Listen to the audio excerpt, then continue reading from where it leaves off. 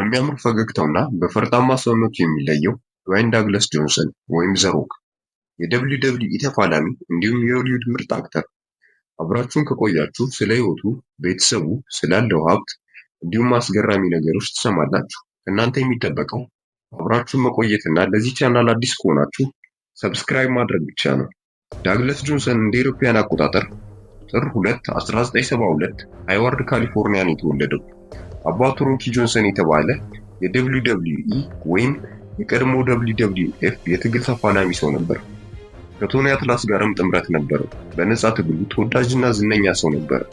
እናቷ ታማይቪያ የፒተር ማይቪያ የ1960ዎቹ የነጻ ትግል ተፋላሚ የኔቲቭ አሜሪካዊ ልጅ ናት። እንደ ማንኛውም አሜሪካዊ ከቦታ ቦታ ተንቀሳቅሶ ነው ያደገው። እናም ማግኘትንም ይሁን ማጣትን በደንብ አይቶ ነው ያደገው። ዳግለስ ጆንሰን በጉርምስና ወቅት ስርቆት ወንጀሎችን በመፈጸሙ በተደጋጋሚ ታስሮ ነበር። ነገር ግን ቶሎ መስመር ሳይስት ወደ ዓላማው ተመለሰ። የዛን ጊዜም በማሚያ ዩኒቨርሲቲ የትምህርት ዕድል አገኘና የኳስ ተጫዋች የመሆን ፍላጎት ስለነበረው በዩኒቨርሲቲ የኳስ ቡድኖችን ተቀላቀለ።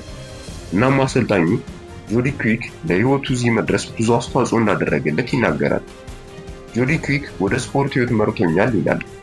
በ1991ም ከዩኒቨርሲቲ ቡድን ጋር በመሆን ኤንሲኤኤ የተባለ የሀገር አቀፍ ዋንጫ ማንሳት ችሎ ነበር። ነገር ግን በእግር ኳስ ህይወቱ መቀጠል አልቻለም። የተለያዩ ጉዳቶች አጋጥመውት ነበር። ይህ ጉዳትም ድብርት ውስጥ ከቶት ነበር። በ1995 ክሪሚኖሎጂ እና ፊዚዮሎጂ ዲግሪውን አግኝቷል። ከዚህ በኋላ ነው እንግዲህ የቤተሰቦቹ ስፖርት ወደ ሆነው ነጻ ትግል በ1996 ወደ ደብሊው ደብሊው ኢ ያመራ። ልክ እንደ አያቱና እንደ አባቱ ደግሞ ድዋይን በሚል ስም ነበር የጀመረው። እናም በዚህ ነጻ ትግል እንደሚጠበቀው ከተመልካቾች ተቀባይነትን አላገኘም ነበር። ነገር ግን ነጻ ትግል ስሙን ከቀድሞ ከድዋይኒ ወደ ሮኪ ማቪያ ቀየረው። ተቀባይነትንም ማግኘት ጀመረ። እየቆየም በራስ መተማመኑና ግርማ ሞገሱ ይበልጥ ተወዳጅ አደረገው እና በደብሊው ደብሊው ኢ የ8 ጊዜ አሸናፊዎች አሸናፊና የተመልካቾች ተመራጭ መሆን ችሏል።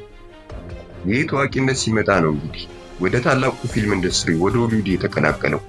የመጀመሪያ ፊልሙም ዘ መሚ ሪተርን፣ በመቀጠልም ስኮርፒዮን ኪንግ፣ ዌልካም ቱ ዘ ጃንግል መሰል ፊልሞችን በኋላም የኮሜዲ ዘጉ ፊልሞችን መስራት ጀምሮ ነበር።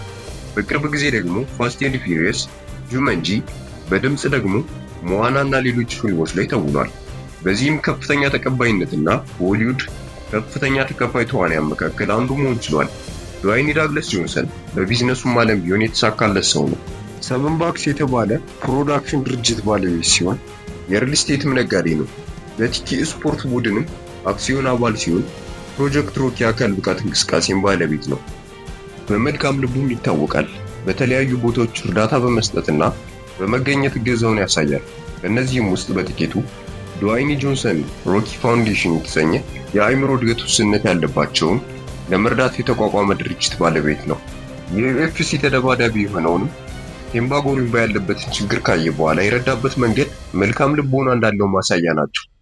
ዘ ሮኪ ወይም ዘ ሮክ በ1997 ከዳኒ ጋርሺያ ጋር ተጋብቶ ሲሞን አሌክሳንድራ የተባለች ልጅ ወልዷል። በ2008 ፍች ፈጽመዋል። ከዚህ በኋላ ደግሞ በ2019 ሎረን ሃሺምን አግብቷል። 2 ልጆች ማፍራት ችለዋል። በጠቅላላ የ3 ልጆች አባት ነው። $800 ሚሊዮን የሚገመት ሀብት አለው። ከሚያስደንቁ ቤቶች መካከል እንኳን ብናይ ቤቨርሊ ፓርክ ሜንሽን 27.8 ሚሊዮን ዶላር የሚያወጣ በ17630 ስኩዌር ጫማ መሬት ላይ የተንጣለለ በሎስ አንጀለስ የሚገኝ ቤት ነው። ጆርጂያ ፋርም ሃውስ፣ ይህ ደግሞ ሜዳ የሆነ ቤት ሲሆን 9.5 ሚሊዮን ዶላር የሚያወጣ ሲሆን 14791 ስኩዌር ጫማ መሬት ላይ የተንጣለለ ቤት ነው። ኤሊኖ ሃውስ 3.48 ሚሊዮን ዶላር የሚያወጣ ሲሆን በ4400 ስኩዌር ጫማ ሜትር ላይ የተንጣለለ ቤት ነው። ቨርጂኒያ ሜንሽን 12 ሚሊዮን የሚያወጣ ሲሆን 800 ስኩዌር ጫማ መሬት ላይ የተንጣለለ ቤት ነው። ሃዋይ፣ ይህኛው ደግሞ 24.95 ሚሊዮን ዶላር የሚያወጣ ሲሆን በ8400 ስኩዌር ጫማ መሬት ላይ የተንጣለለ ቅንጡ ቤት ነው። ጎልድ ኮስት 15.6 ሚሊዮን ዶላር፣ ጠቅላላ ግቢው ደግሞ 17545 ስኩዌር ጫማ ቦታ የተንጣለለ ቤት ነው። ሌሎች ቤቶች በእንግሊዝ ለንደን እና መሰል ቦታዎች ቅንጡ ቤቶች ባለቤትም ነው። ጋራዡም 10 ሚሊዮን ዶላር በሚያወጡ ቅንጡ መኪናዎች የተሞላ ነው። ከእነዚህም ውስጥ ፓጋኒ ሁዋይራ 2.5 ሚሊዮን ዶላር የምታወጣ 764 ፈረስ ጉልበት ያላት መኪና አለችው። ፌራሪ ላፌራሪ 1.4 ሚሊዮን ዶላር የምታወጣ 950 የፈረስ ጉልበት ያላት ሌላኛው መኪናው ናት። ሮልስ ሮይስ 300,000 ዶላር የምታወጣ 624 የፈረስ ጉልበት የምትጠቀም ቅንጡ መኪናም ባለቤት ነው። ፎርድ F150፣ ላምበርጊኒ የመሳሰሉ ቅንጡ መኪናዎች ባለቤትም ነው። እንደዚሁም G650 የተባለ 65 ሚሊዮን ዶላር የሚያወጣ የግል ጀት ባለቤት ነው። ይህ የግል ጀት በውስጥ ቅንጡ ማረፊያና የእንግዳ መቀበያዎች ያሉት ጀት ነው። ፍጥነቱም 982.7 ኪሎ ሜትር ፐር አወር መብረር ይችላል።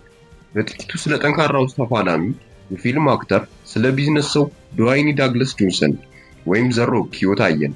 አብራችሁን ስለቆያችሁ እናመሰግናለን። ቪዲዮን ከወደዳችሁት ላይክ በማድረግ እንዲሁም ሰብስክራይብ ካላደረጋችሁ ሰብስክራይብ በማድረግ ቤተሰብ ሁኑ። እናመሰግናለን። ሰላም ሁኑ።